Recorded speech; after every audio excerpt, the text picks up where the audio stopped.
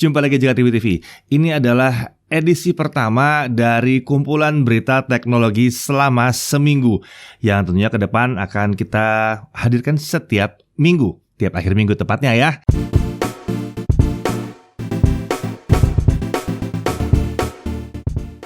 Oke, dalam segmen yang satu ini kita akan membahas mengenai berita-berita teknologi baik dari Indonesia maupun dari dunia internasional. Dan kita akan bahas dengan pembahasan yang mungkin sedikit lebih santai, nggak seperti news-news amat lah ya.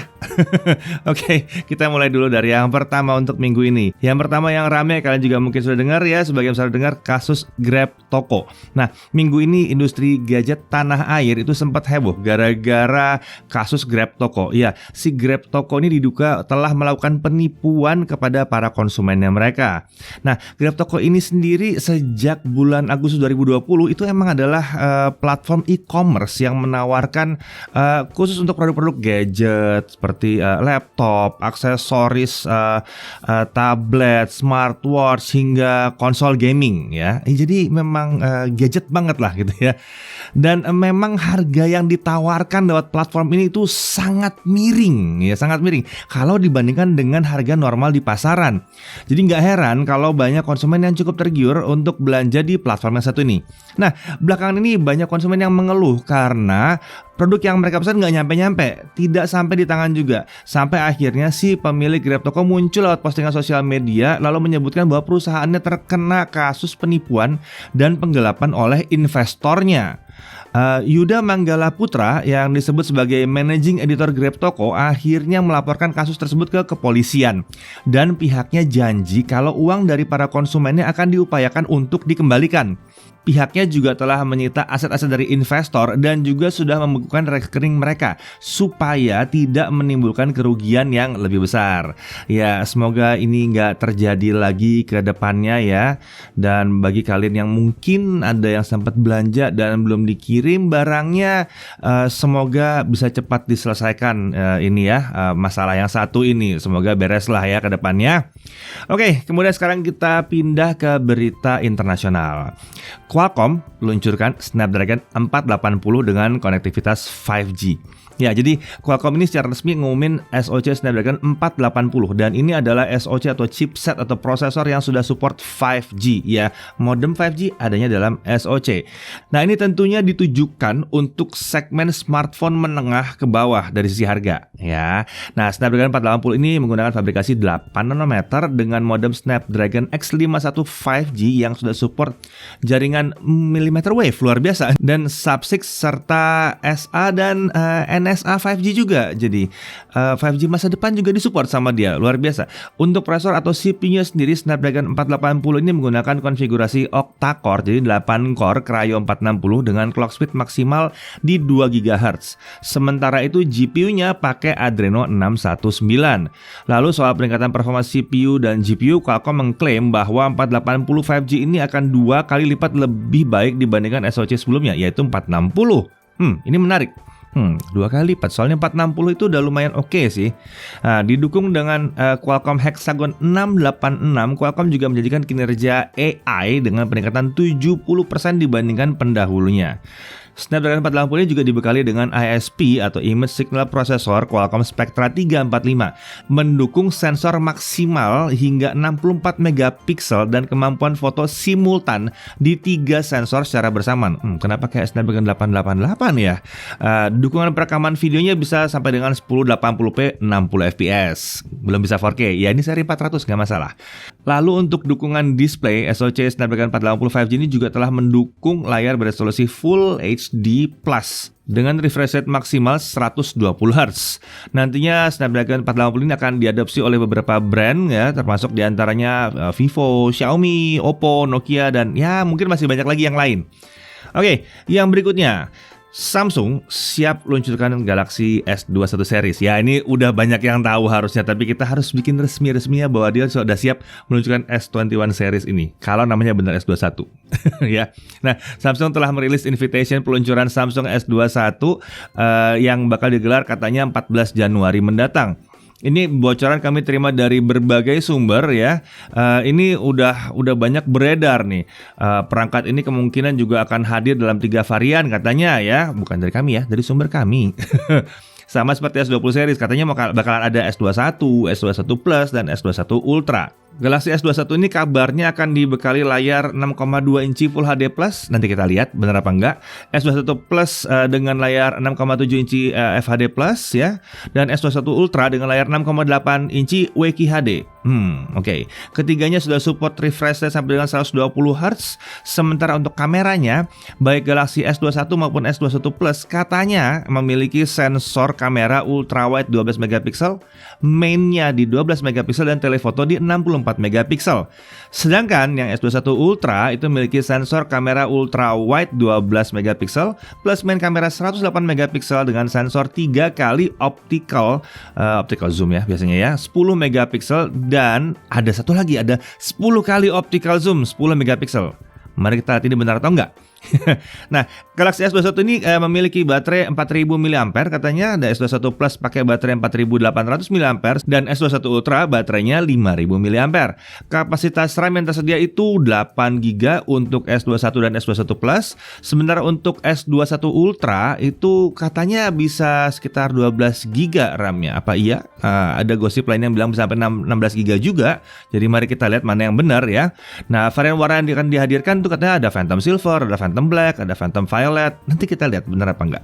Jadi sampai sekarang spesifikasi di atas masih sebatas rumor ya, masih sebatas gosip pada saat video ini dibuat, karena sampai sekarang Samsung belum mengumumkan perangkat-perangkat tersebut secara resmi ya. Jadi kalau misalnya gosip atau rumor yang beredar mengenai acara ini benar, ya berarti tanggal 14 Januari 2021 kita akan melihat kehadiran sebuah Samsung Galaxy seri S yang baru, yang katanya namanya S21. Kita lihat benar apa S21 atau enggak ya, kita lihat nanti. Nah, sekarang berita balik lagi ke dalam negeri. Oppo Reno 5 ya.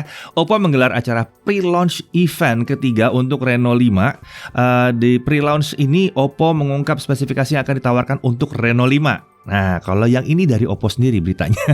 Ya, yang menarik, Reno 5 ini katanya bakal hadir dengan 2 versi, yaitu 4G dan ada yang 5G. Untuk 4G pakai Snapdragon 720G, sementara yang 5G pakai Snapdragon 765G. Ya, ini sangat berbeda sekali dengan versi global yang katanya pakai MediaTek Dimensity 1000 Plus. Oppo Reno 5 itu mengusung layar AMOLED 6,4 inci dengan support kecepatan refresh rate sampai 90 Hz. Perangkat ini juga menawarkan konfigurasi RAM 8GB dengan internal storage 128GB.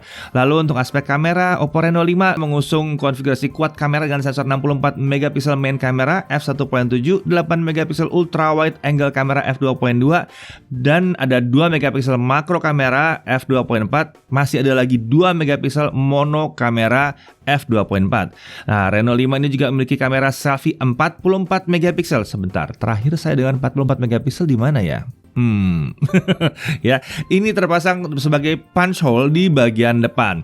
Untuk kamera ini ada banyak fitur-fiturnya, misalnya seperti AI Highlighted Video, AI Mixed Portrait, Dual View Video, AI Color Portrait, AI Monochrome Video, Image Clear Engine, AI Scene Enhancement, ada Ultra Clear Image 108 megapiksel, Ultra Night Selfie, Ultra Dark Mode, Night Flare Portrait, dan juga Solo. Sementara itu dari sektor daya, yang jadi keunggulan Reno 5 ini menggunakan baterai berkapasitas 4310 mAh. Bukan ukurannya keunggulannya, tapi pengisiannya. Dia pakai 50 watt flash charge.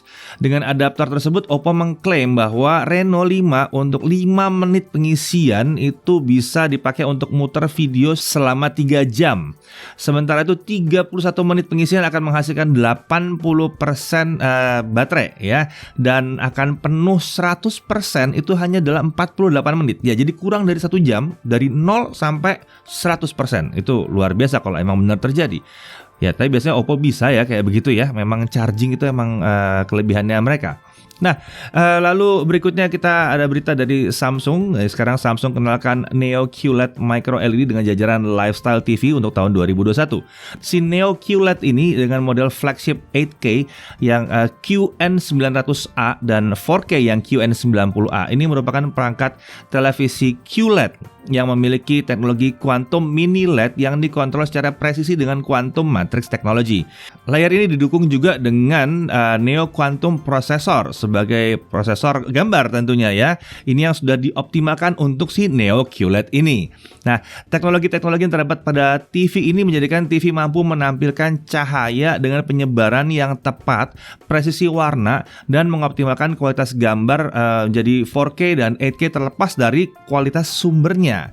Lalu micro LED yang terbaru dengan ukuran 110 inci dan 99 inci merupakan perangkat TV yang didesain dalam wujud form factor TV tradisional dengan pengalaman visual yang menarik pada layar ultra besar generasi berikutnya. TV ini juga menggunakan lampu LED berukuran mikrometer untuk mengeliminasi cahaya latar dan filter warna yang digunakan pada layar konvensional. Layarnya memiliki 24 juta LED yang dikontrol secara individual dan memiliki monolith design yang menghasilkan rasio screen to body lebih dari 99%. Lalu Samsung juga memperbarui TV lifestyle mereka yaitu The Frame. Ya, The Frame ini keren banget emang ya. Dengan membawa versi terbaru yaitu The Frame 2021. The Frame 2021 ini selain mewarisi inovasi dari yang sebelumnya juga menawarkan pengalaman yang lebih bisa dikustomisasi dalam bentuk yang lebih ramping. Opsi bezelnya sendiri bisa dilepas pasang dan memiliki 5 pilihan warna serta 2 style yang berbeda. Bagi kalian yang nanya kenapa QLED dari tadi bukan AMOLED bukan OLED ya, Samsung memang memilih untuk menggunakan layar tipe QLED. Karena QLED ini bukan AMOLED, ini beda banget. Menurut Samsung, QLED akan bisa bertahan lebih lama konsistensinya ketimbang sebuah layar AMOLED. Kenapa di smartphone pakai AMOLED sementara di sini pakai QLED? Ya karena kalau di TV ya itu penggunaannya menurut Samsung itu kan lama sekali ya, akan 5, 7, 10 tahun bahkan gitu ya. Ini berbeda dengan smartphone. Itu sebabnya mereka harus memastikan bahwa sebuah TV harus bisa bertahan lama sekali di atas 5 tahun, 7 tahun. Jadi yang dipilih adalah QLED. Ya, sekian dulu rekap teknologi untuk minggu ini. Jangan lupa nonton video-video Jagat. Setiap hari kita hampir punya satu video ya, jadi bisa dicek kalau ada yang kelewat mungkin hari Rabu belum, mungkin hari Kamis belum. Kita ada beberapa video yang minggu ini mungkin sedikit lebih fokus ke PC desktop ya. Memang karena permintaan juga tinggi juga, jadi kita mengabukan untuk yang PC desktop ini. Nah, kalau kalian ada ide atau usul mengenai topik lain, mengenai mungkin review bentuk lain ya, mungkin kemarin ada yang banyak ngusul soal PC desktop, kita coba jalankan PC desktop. Mungkin tahun ini kita akan lebih gencar lagi dengan PC desktop juga. Kalau ada yang lain lagi tuliskan di kolom komentar. Oke, sampai di sini dulu untuk rekap news minggu ini. Saya Dedi Irfan, Jagat Review TV.